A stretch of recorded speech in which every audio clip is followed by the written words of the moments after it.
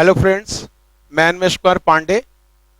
जैसा आप सभी को मालूम है कि संस्था के द्वारा सचिवालय के लिए टेस्ट आयोजित की जा रही है।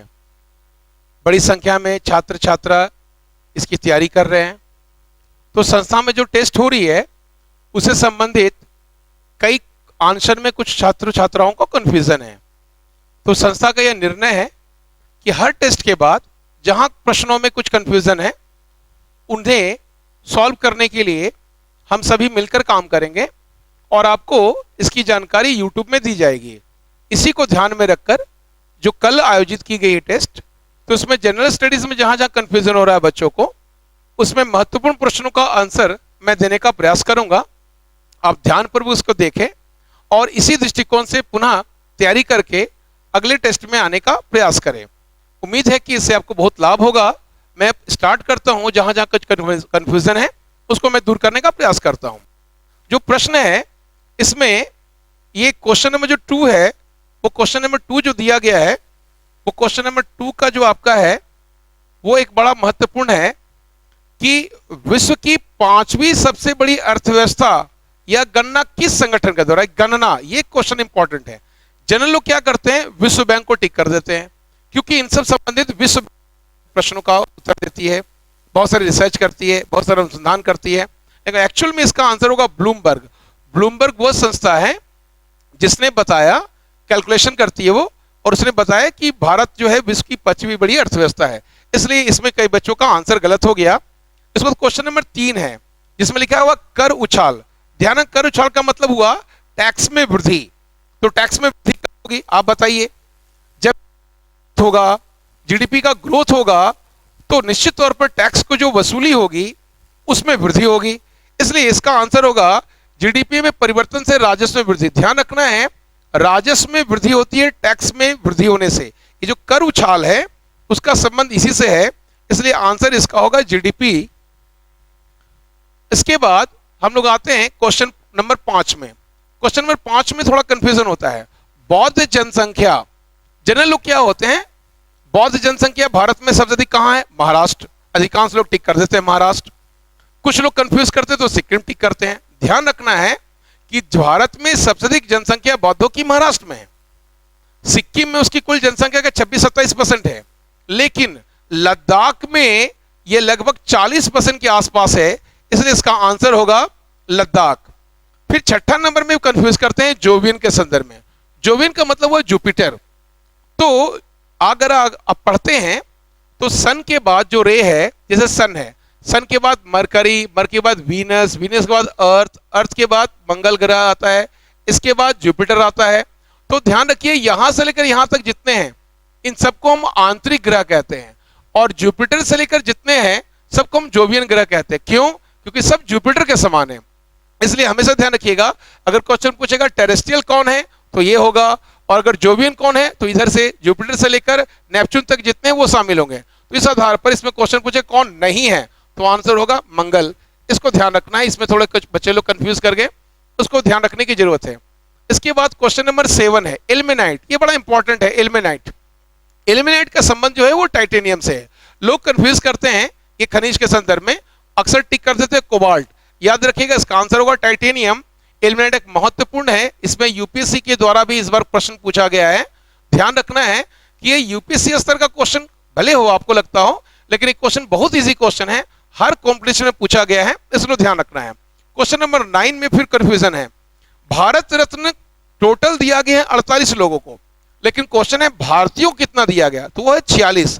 लोग क्या किए हैं, भारत रत्न रट लेते हैं, टोटल 48, और ध्यान चला जाता है 48 पर। परीक्षा में गलतियां हो जाती है।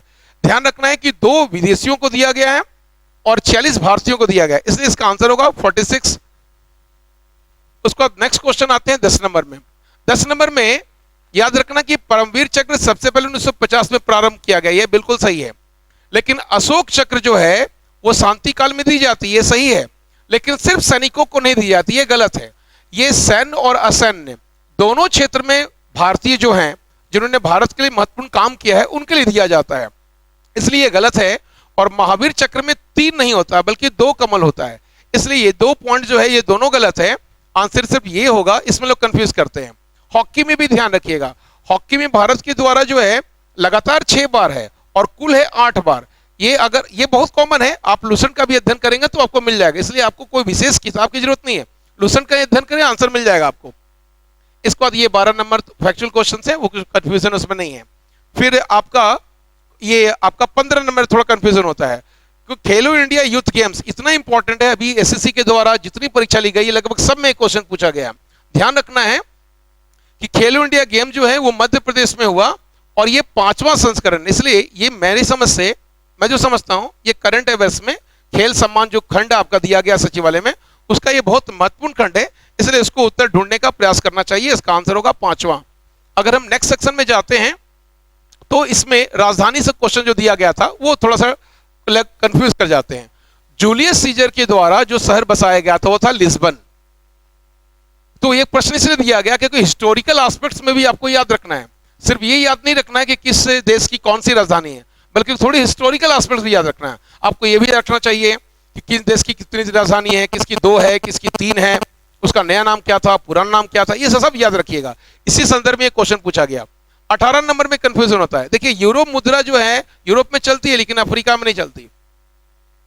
दूसरी बात ये 16 देशों में नहीं है, पहले 19 देश था, अब क्रोएशिया भी शामिल हो गया है तो 20 देश हैं, इसलिए ये गलत हो गया आपका है। लेकिन ये दोनों सही है, एक्ट इसी समय बनाया गया था।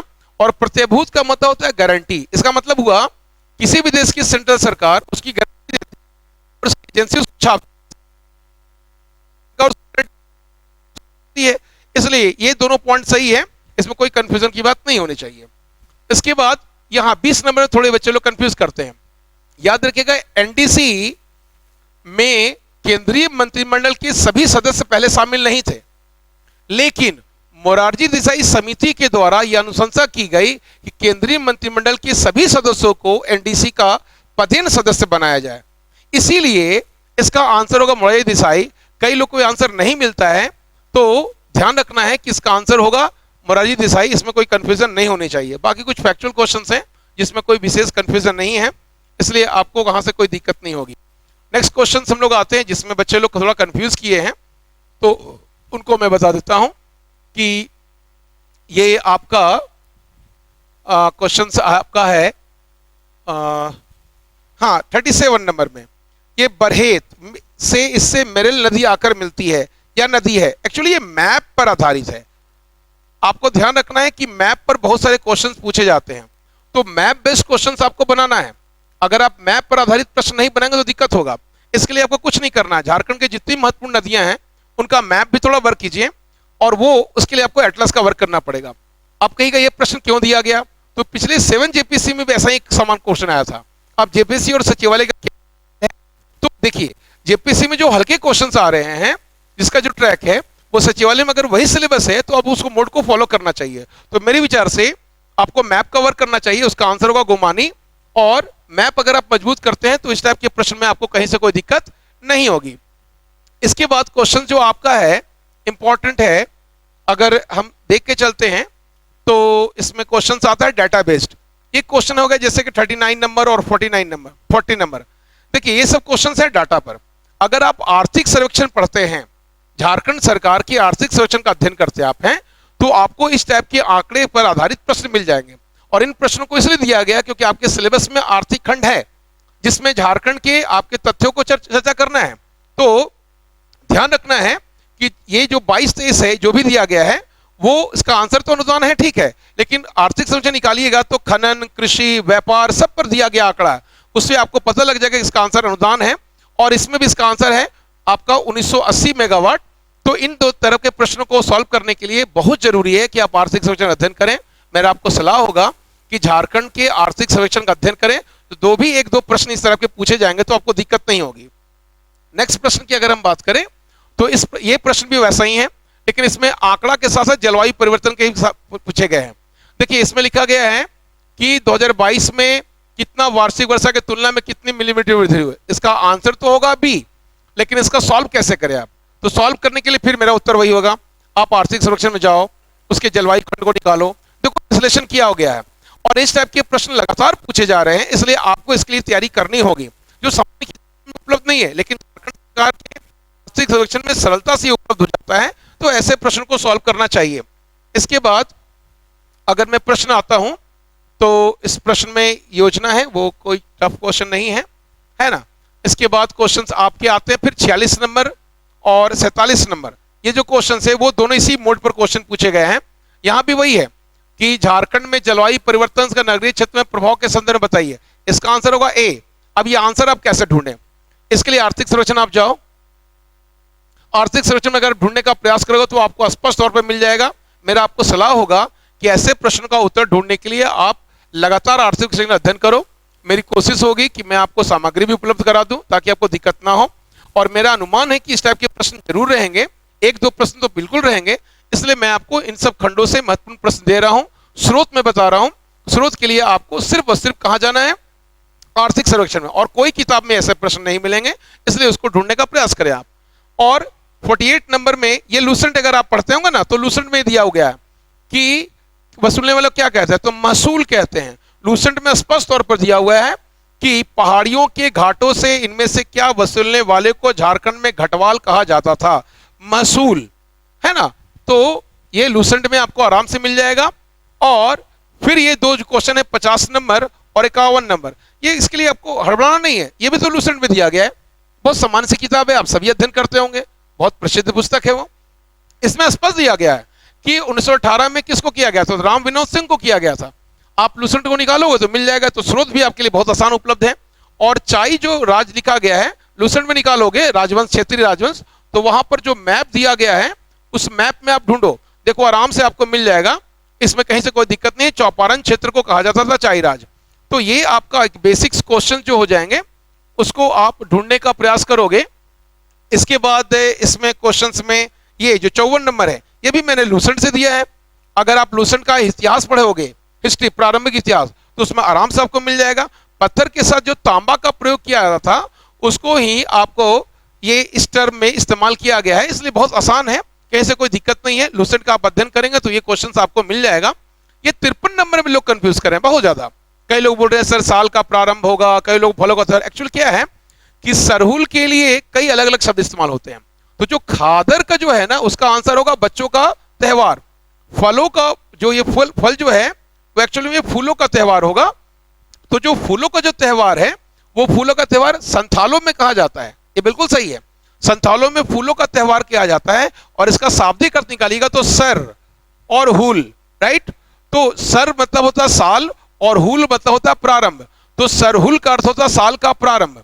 तो सरहुल के लिए आप निकालिएगा तो साल का प्रारंभ होगा। दूसरी बात, लेकिन क्वेश्चन यहां पर खादर, तो खादर का प्रयोग इसमें होगा बच्चों का त्योहार। स्पष्ट है कि सरहुल के अंतर्गत खादर का ही प्रयोग होता है जिसमें अर्थ होता है बच्चों का त्योहार। लेकिन अगर संथाली दृष्टिकोण से देखेंगे तो उसका अर्थ होगा फूलों का त्योहार, और इसका शाब्दिक अर्थ निकालेंगे तो उसका होगा साल का प्रारंभ। इसलिए इन दोनों में अधिकांश लोग टिक मारे हैं, इसमें टिक नहीं मारे हैं, तो लोग कहीं कंफ्यूज कर गए हैं। इसलिए ये बहुत लोग कंफ्यूज किए हैं, इसमें ध्यान रखिएगा। तो आपको कहीं से कोई दिक्कत नहीं होगी, मैं इसलिए मैं स्रोत बताते चल जा रहा हूं। बाकी आपके क्वेश्चंस अगर आप ध्यान से देखें तो ये सब सभी फैक्चुअल क्वेश्चंस हैं जो आप अगर स्रोत का अध्ययन करते तो दिक्कत नहीं होगा।